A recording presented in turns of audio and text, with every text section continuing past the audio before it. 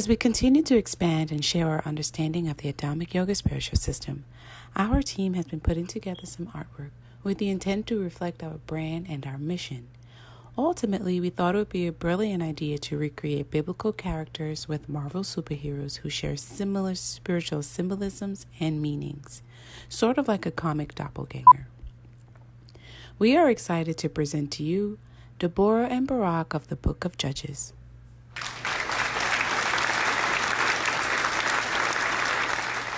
The Israelites were subdued by the king Jabin after the death of Ehud. Remember, Israel means he who wrestles with God and prevail. Therefore, all of the Israelites' journey throughout the scriptures represents the struggle in which the conscious mind undergoes as it wrestles with various mental archetypes known as gods. Now let's pick back up where we left off with our Deborah and Barak artwork breakdown. The Israelite judge Ehud dies, and the people are subdued. Ehud, which means oneness, is symbolic of consciousness leaving an equilibrium to experience a world of duality, of order and chaos. Jabin, whose name translates to he experiences or he observes, represents the expression of when consciousness appears to depart from the blissful state of oneness. It becomes subdued by the lower frequencies, or Canaan.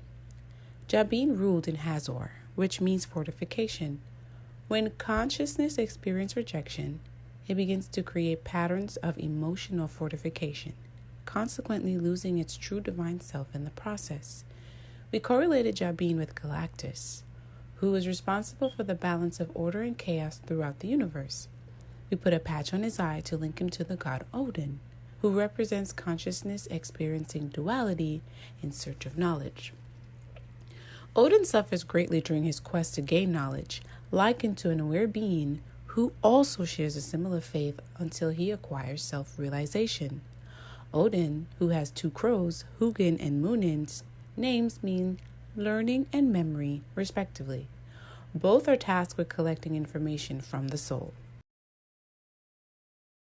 This brings us to our next character, whose name is Sisera.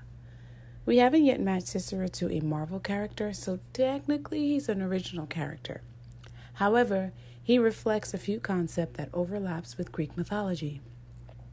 Sisera was a general who was employed by Jabin. His name can be interpreted in the following manner. Sis or Sus, which translate from Hebrew to horse of evil or dysfunction, and Ra, which represents the Egyptian sun god.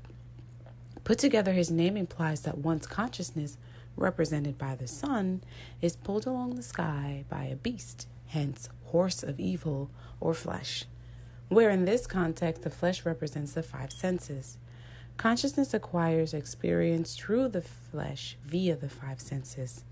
In Greek mythology, Neptune is pulled by two horses known as hippocampus, which literally translate to horse monsters. One of the major functions of the hippocampus is that it gathers information through the five senses.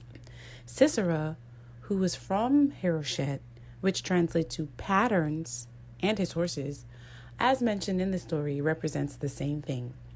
Our memory creates patterns or habits that causes us to be subdued or restrained, delaying or completely hindering our journey to self-realization. The story about Deborah and Barak is actually providing the information you need to know on how to defeat your mind. When the Infinite One immobilized the horses of Sisera, it is actually a clue on how to stop the creation of these patterns.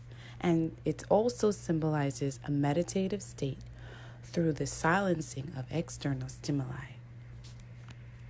Once the mind is silenced, Barak takes over.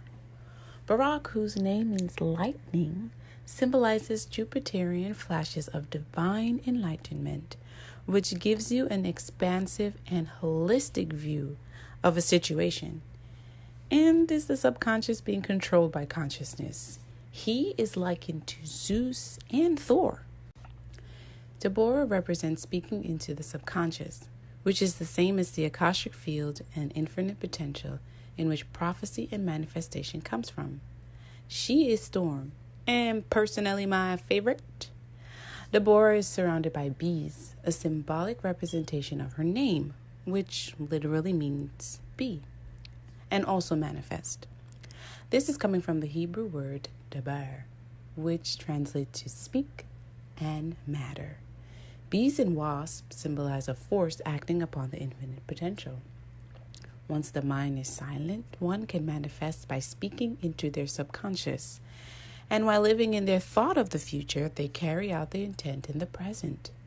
In other words, living out their vision as if it was already here.